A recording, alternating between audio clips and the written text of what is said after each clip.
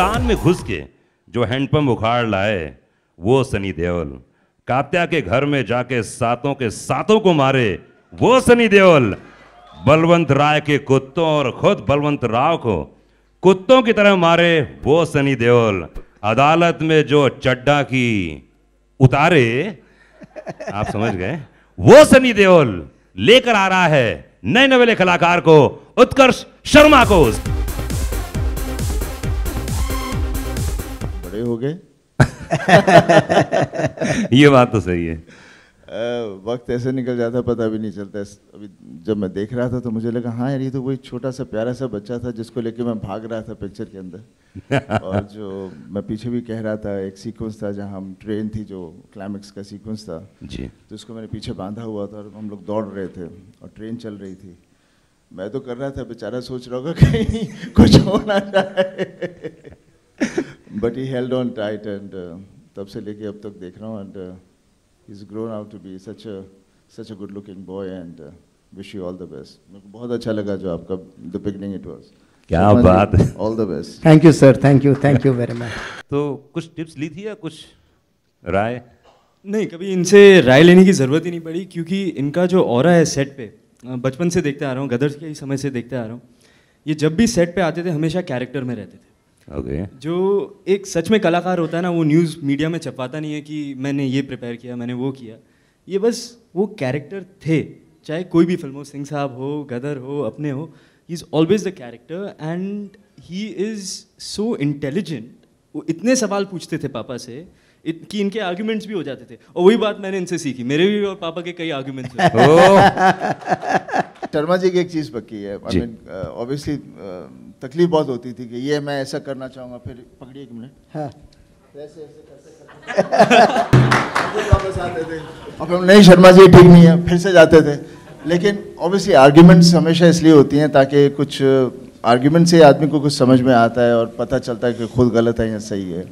I think जिसको हम लोग गलत समझते हैं हमेशा, बट उसी तरह से एक टीम वर्क होता है जहाँ से I think the best thing comes out and I am sure Utkarsh के साथ भी वही किया and that's what he brought out.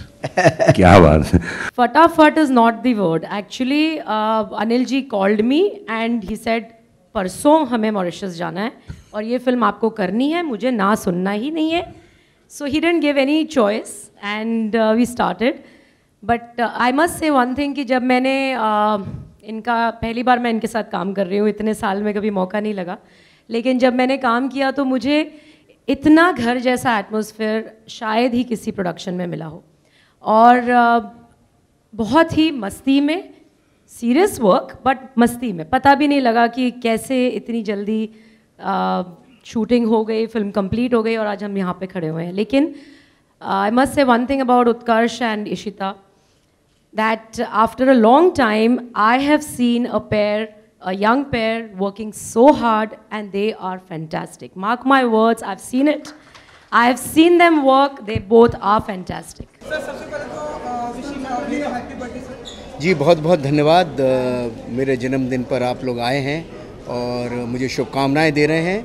बस इससे ज़्यादा और प्यार क्या चाहिए मुझे। आज के दिन आपके बेटे को भी लॉन्च किया जा रहा है, कितना बड़ा दिन है ये आज के लिए? सर ये बहुत बड़ा मोमेंट है। आज मेरी फिल्म की रैप पार्टी है, जीनियस फिल्म की। हम लोगों ने 22 मई उत्कर्ष के जन्मदिन के दिन इस फिल्म को मुहूर्त किया था, थोड़ी सी शूटिंग की थी। फिर तकरीबन 5 अक्टूबर से हमने इसकी लगातार 4-6 महीने हम तैयारी करते रहे और 5 अक्टूबर से हमने शूटिंग शुरू की। सारे त्यौहार, सारी छुट्टियां हम शूटिंग करते रहे। इस साल बड़ा आनंद आया और 28 फरवरी को हमने ये फिल्म कंप्लीट कर दी और उसके बाद बस आपके सामने है। तो फिल्म की रैप पार्टी है, सब लोगों ने बहुत सहयोग दिया है और कास्ट हो, क्रू हो, प्रोड्यूसर्स हों, whosoever it is with us and I'm thankful to everyone। मैं जीनियस की बात करूँगा जी, क्या इस तरह की फिल्म होगी, क्या स्टोरी होगी थोड़ी बहुत? एक ही लाइन हर जगह जीनियस में, एक टैगलाइन आपको देखने को मिलेगी, दिल की लड़ाई दिमाग से। बस यही कहानी है, battle of heart fought by mind. इतनी सी कहानी है, दिल के लिए कोई लड़ता है दिमाग से।